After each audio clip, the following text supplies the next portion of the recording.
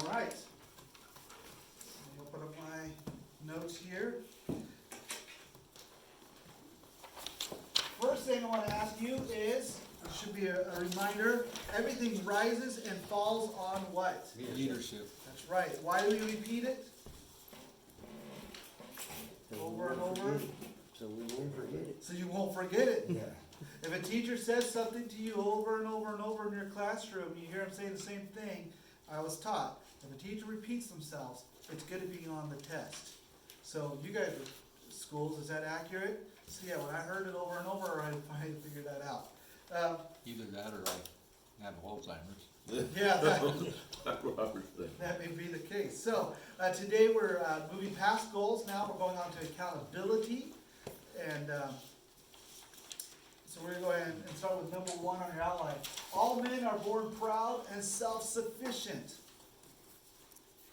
We're born proud and self-sufficient. We live in a society, especially with men, where we feel like we need to be John Wayne and pull ourselves up from our bootstraps, take care of everything. We need to be responsible for all of our successes, but then that also makes us responsible for all of our what? Failures. Failures. So, but God has created us that we need each other, that we are not self-sufficient. Back in the day when I was a kid, it used to be army of one, and I thought, that's not true. The army, they work together as a unit. They're lying. Nobody's an army of one, not even in the military. They learn to work together. I believe that's the whole point, or one of the whole points of going to boot camp, was so they could break you down and teach you how to work together in the right way and listen to commands that are given to you. Not so that you can be proud and self-sufficient. Proverbs 11:2 says, when pride comes, then comes dishonor, but with humble is wisdom. So with pride, that's when we fail and you get dishonored, but with humble is wisdom. Proverbs 16:18, pride goes before destruction, and the haughty spirit before stumbling. That word haughty, what do you think of when you think of haughty? High and mighty. Yeah, high and mighty. Cocky. Mm-hmm. Yeah. I also think of the person who's got the nose in the air, so they got the nose in the air, and that way they don't see that they're about to step off the cliff that's just directly in front of them, because they're so proud of themselves. I think of it as evil. Is evil? Yeah. Well, there's Just pride. kinda- Pride is evil. Yeah, You know, it is. not talking about like my son and I. We built a fence. We were proud of the work that we did, but we weren't being prideful. We were just like, we worked together. We had no idea what we were doing, and it's standing up, and it hasn't blown over in the first wind. You know you're excited. I mean, just the way it sounds cute. Yeah. It just comes across like evil. It's haughty. Sign language for pride is like, you know, when you go to college and doing this. It's this, and your nose is up in the air. And so that's why it makes me think about the person who's going to step off the cliff. They don't see it because their nose is in the air. Proverbs 18:12. Before destruction, the heart of man is haughty, but humility goes before honor. Proverbs 29:23. A man's pride will bring him low, but a humble spirit will obtain honor. 2 Chronicles 32:25. But Hezekiah gave no return for the benefit he received, because his heart was proud. Therefore wrath came on him and on Judah and Jerusalem, because he was proud. Therefore, and that's a follow-up, because he did this, he was proud, so therefore, that's when all the wrath came down on him, Judah and Jerusalem. Isaiah 2:12. For the Lord of hosts will have a day of reckoning against everyone who is proud and lofty. Let's see, is there one more? 1 Corinthians. And against everyone who is lifted up, that he may be abased. That was part of the scene. There we go. 1 Corinthians. And the eye cannot say to the hand, I have no need of you. Or again, the head to the feet, I have no need of you. So actually, I'll go back to that. So, just based on these verses alone, what does God oppose? Pridefulness. The prideful. What does he lift up and honor? Humility. Yeah, humility. So you could always, if you want to be someone who gets lifted up, just say, I'm the most humble person I know. Yeah. Works great. That's the one I always like to use. Number 2, God created us with great potential, but it will never be achieved apart from the help of other men. Goes back to that last verse. The eye saying to the hand, I don't need you. Or the head saying to the feet, I don't need you. We all need each other. Some of you guys may be really great mechanics, but very terrible with woodworking. Or some of you may be great with wood, but be absolutely horrible with plumbing. You know, we all have different skills that we all use to help each other out. I'm pretty good at everything. Yeah. Mine, Just kidding, just mine I'm kidding. bummed about because, like, nobody ever calls me up and says, hey, can you come on over here? We need help with our Hebrew. You know, our house is falling apart, we need our Hebrew. So, I'm more likely to call you guys and say, my power won't turn on. Doug, can you come over? I have no idea. Or, you know, there's water coming out of my garage and it won't stop. Is that normal? You know, then you're more likely to call me. Yeah. We all need help. Click. When my son was born, my first one, Mason, was born, I was working 2 jobs. I was working at the school district in the morning. I was working as a youth pastor in the evening. My wife had a baby. Everything was going great. And then she ended up being in the hospital for like a month. The longest month of my life because I had a newborn baby and I had 2 jobs and I had a wife in the hospital. How do you take care of your newborn, go to a hospital, which is basically a cesspool of germs, and do your 2 jobs? Well, you should have took a leadership class before. You Yeah. would know how to do time management. I could not do it on my own. I had to ask for help. My mom helped, my aunt helped, I needed help. There are times when we need each other's helps. Maybe helps. We support each other, we hold each other accountable, we lift each other on up. What other reasons why do we need other people to help us that you can think of? Just to build Because them up. the 2 people, one could help you if you stumble. There you go, and we're going to come to that verse later on. And what were you saying? I mean, just to lift somebody up. You never know what just a simple hello's gonna do for somebody's day, or how you doing? Or if somebody calls you and says, look, I need you, or could you give me a hand? Yeah, I think we should be willing to do it and not want anything in return. Just to be a good ambassador for Christ. We all need fellowship. Yeah. Yeah, fellowship. And just this is a side note, I have no plan to talk about this. I don't know if you guys realize this, Benjamin Franklin kind of figured this out, and then they have tested to find out it's true. When you ask other guys for help, then they actually like you more. I mean, you can't do it over the board. But when you're like, yeah, I need some help with this, suddenly they like you more because people, I mean, do we not like using our talents and abilities and saying, yeah, I helped them do this? Everybody wants to feel valued. Yes. Needed. I want to feel a little less valued right now. I've been asked to help Bob Blonstein, and I've asked to help Arden do the horses. And then I was asked just last night to go help Mark with that pump house roof. And I could use a little less liking right now. A little But more I do of it. the, oh, my I do phone it. is not working, the battery turned off, I don't know how to turn it back on, guess we'll just have to leave it that way for a day. But I do it. But you know, I can't say no. I have a hard time saying no. Well, we'll talk about that, because there is times when you probably should say no, but it's at the right times, and we'll get into that on Balance. another day. Balance. Yeah. Proverbs 27:17, iron sharpens iron, so no man sharpens, so one man sharpens another. Here's a question for you, when 2 pieces of metal are sliding against each other, what does it create? Sparks. Yeah, sparks. Friction. So there are sparks when we are sharpening each other.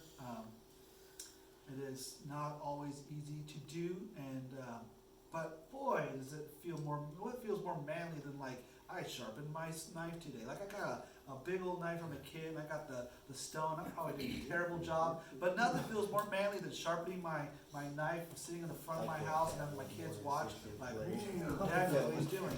I have no clue. They don't know that, but they don't need to know that I have no clue. I'm not Rambo, and I don't plan to go into combat. So, Ecclesiastes 4:9-12. Two are better than one because they have a good return for their labor. For if either of them falls, the one will lift up his companion. Coming back to that from earlier. But woe to the one who falls when there is not another to lift him up. And if one can overpower him who is alone, two can resist him. A cord of 3 strands is not quickly torn apart. A cord of 3 strands, you can think of it as a braid, rope that's been braided together. It's not going to be quickly torn apart. When I do weddings, I say, okay, there's 3 cords. There's the first cord, and that is the husband. The second cord is the wife, and the third cord is the Holy Spirit. And when they're working together and they're for the same cause, they're not quickly torn apart. I think you got that backwards. It should be the Holy Spirit first. Just Yeah. my thoughts on it. Well, at weddings, If the Holy Spirit comes first, it's gonna be blessed. Yes, it's true. Wait, did I skip? Yeah, It's Raz in you. Did I skip a whole thing? You did Ecclesiastes. Oh, I did Ecclesiastes. Okay. Number 3, we will not finish the race. We will not finish the race with endurance without a lot of encouragement from other men.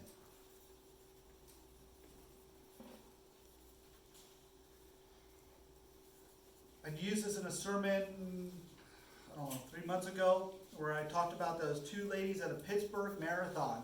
There was Laura and Jessica. And Laura had ran in a marathon before, but she came in last place, and she remembers going, I just don't want to come in last place again. Please, Laura, don't let me come in last. Anything but last. And then there's another woman named Jessica who's never ran in a marathon. Now, these are not skinny young ladies. They look like me, older, but they must have been better shape than I am. But they ran this marathon, and about halfway through, Jessica gets tired. And she's like, I want to quit. I'm done. And Laura sees her. She sees that she's getting discouraged. So she reaches out to Jessica. She's like, come on, run with me. You can do it. We're going to do this together. When they got to their last half a mile, they grabbed hands and they ran that last half of the mile together, holding hands. The crowd was cheering, and they finished the race. Now, Laura might have finished the race, but if Jessica had not been reached out to by Laura, would she have finished? Did she have the endurance or the ability to finish the race? Not by herself she did it, but as soon as she had the applied pressure of someone encouraging her, it helped her move forward. When I was really young, and I was in high school, I remember lifting weights on the bench, and I would, you're lifting weights, and I had a spotter. Now, a spotter, he would put his hands underneath, and like his fingertips or his hands were underneath the bar. They might even be slightly touching the bar, but were they actually helping me lift it up? No, but just that sense of them grabbing the bar, what I thought was grabbing the bar, and them just feeling like they were lifting the bar up for me. Suddenly I had more strength, more endurance to keep doing it. The truth is, I was doing all the work myself from the beginning. But because I had the encouragement of a spotter, like, come on, just one more. Okay. No, that's great, good. Just one more. Okay, this is my last one. I bet you could get one more in there. And that encouragement helped me keep moving forward. You can think of this as koinonia, is a word for fellowship. And a fellowship, the way I learned it as a kid, was it's 2 fellas in the same ship, working together, rowing in the same direction, encouraging each other. It's a mutual relationship where they're building each other up. 1 Samuel 23:16 says, and Jonathan, Saul's son, arose and went to David at Horish and encouraged him in God. But charge Joshua and encourage him and strengthen him, for he shall go across at the head of his people. Again, they're all working together. And he shall give them as an inheritance the land which you will see. Hebrews 10. And let us consider how to stimulate one another to love and good deeds, nor forsaking our own assembling together, as is the habit of some, but encouraging one another, and all the more as you see the day drawing near.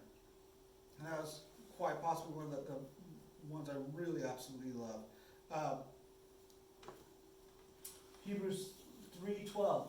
Take care, brethren, lest there should be in any of you an evil, unbelieving heart, and falling away from the living God. I'll point something out in a second.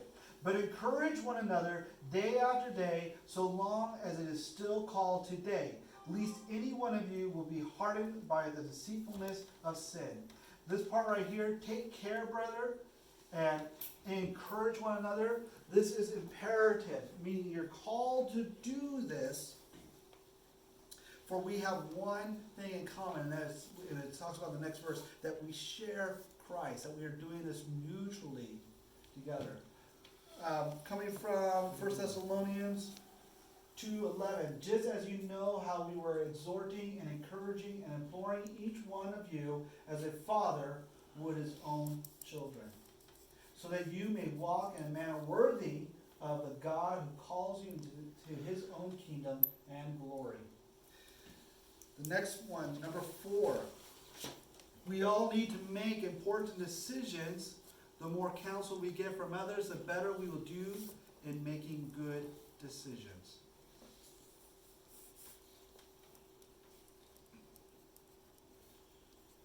I tell my son that there's a difference between having buddies versus having friends. Buddies are things that you talk about, the weather, the sports, for kids, video games. Friends are the ones you have deep relationships with. But I would say there's even a difference between friends and companions. Companions are the ones that you talk with who have a spiritual depthness to them that you're talking to about. It's not just, yeah, life is hard, but you're also talking about how God has changed you, how God is growing you, what you're learning. And I find that when men have companions that they are really connecting with, and there's just something about that encouragement that you want to hang out some more, because you're growing at a depth that is deeper than what most people will ever experience. You can get good advice, but good advice is not the same thing as good counsel. So from one who is a companion, that's one that you get good counsel from. Good advice you might get from a good friend. So let me explain the difference. Good advice would be like, well, I'm having money issues, I got these bills I need to pay, I don't know how I'm going to pay them. So good advice from a friend might be, well, if you go down to the track and you bet on this horse, there's a good chance you'll win, you'll make this much money, and it'll help pay some of those bills off. That's good advice, because maybe that horse will win. But good counsel is, hey, you know what? Maybe we should relook at your finances. There's this thing called Dave Ramsey, and we're going to get together. We're going to help you learn how to pay off your credit card, to pay off your debt. It's called the snowball effect. You pay off your lowest debt. So if you have 2 credit cards, you got one for $200 and one for $1,000. You pay off the $200 one first. And then whatever money that you had been putting into that $200 one, now you apply that to your $1,000 one, then you pay that one all the way off. And it's good counsel. So it's more than just good advice. However, all of us can be misled, even myself. And so it's good to have multiple people that you're talking to who are going to give you good counsel as well. And what you do is you find from wise people what all their good counsel is, and then you begin to say, okay, what's the harmony? What's the one common thread that all of them have? And what's the consensus from that? And then you take that consensus and you compare it to what does Scripture say? What is the character of God? What is God calling us to do? Does this line up? And it helps you make good choices. But it's more than just relying on one individual, because one individual can be wrong. I can, in all good intentions, give you bad advice. But when you are working with a group of people with good counsel and you're comparing it to God's Word, then you are going to get the best advice. Coming from 1 Corinthians 3:18, let no man deceive himself. If any man among you thinks that he is wise in this age, let him become foolish that he may become wise. If you think you're so smart and you're not arrogant, then go ahead and make your stupid decisions. Discover that you don't know everything that you thought you knew, so that you can now listen to those who are giving you good advice and now start to be wise. Proverbs 27:9, oil and perfume make the heart glad, so a man's counsel is sweet to his friend. Good advice from a good friend. You ever got that good advice from a good friend who actually gave you wise advice and you're like, I really appreciated that. Proverbs 15:23. A man is a joy and apt answer, and how delightful is a timely word, when that word comes at the right time, right when you need it. Proverbs 1:5. A wise man will hear and increase in learning, and a man of understanding will acquire wise counsel. Proverbs 11:14. Where there is no guidance, the people will fall, but in abundance of counselors there is victory. Proverbs 12:15. The way of the fool is right in his own eyes, but a wise man is he who listens to counsel. We always think we have the right idea. That's why it's a good idea to have good advice, especially on big decisions. You know, I don't know, you may not deal with this as much, Diane, maybe, have you ever seen anybody try to do their own electricity who doesn't know what they're doing? And how does that normally turn out? Actually, well, sometimes people can surprise you, but usually it's not pretty. Yeah. How about when they build wood and they put it up to the fireplace and they don't put the right stuff down? So that's what he dealt with in his own home when he had to tear all that out, right? Mm-hmm. All somebody's work, because they didn't seek, it was right in their own eyes, but they should have sought counsel. Proverbs 15:22. Without consultation, plans are frustrated, but with many counselors, they succeed. Number 5, God gives grace. He doesn't give it to us directly, but through others. We receive it by being in humble relationships. That word humble, you could also say that as a biblical view of yourself. It's a biblical understanding of yourself. And grace is forgiving others and people forgiving you. He does give it to us directly What's that? through Jesus, right? He does give it to us directly. You're Yes. saying just how we experience it Yes, it's how we in our experience day to it. day. Yeah, you know what? Christians are the body of Christ here on earth. And so that's, yeah. So yes, you're right. On the theological end, Christ gives us grace by saving us. And it's felt through the human side, through other believers. Okay. 1 Peter 5:5. You young men likewise be subject to your elders, and all of you clothe yourselves with humility towards one another. For God is opposed to the proud, but gives grace to the humble. Who does God oppose? And who does he give grace to? The humble. That's right. So, number 6, all men are dirty, rotten sinners. The more friends that we have who reprove us, the holier we will become. Reprove means correction. I have all people at heart. Not Yeah, you just have men. all, yeah, it's because he gender neutralized a little bit there, because the ladies use the same booklet, so instead of having to have one for the ladies, one for the men. But remember, Well, I was this, just trying to include them. They're just as dirty as we are. yes. Well, I'm just kidding. I'm just kidding. No, it's true. Like I said earlier, even the wise are fallible, and people will do what is right in their own eyes. The book of Judges, if you read the book of Judges, it's an awesome book. It's the natural fall of mankind. I love it because Judges starts off pretty good. You get your first 2 judges and they're doing right, and people are following. Then you get to the next judge, you get to get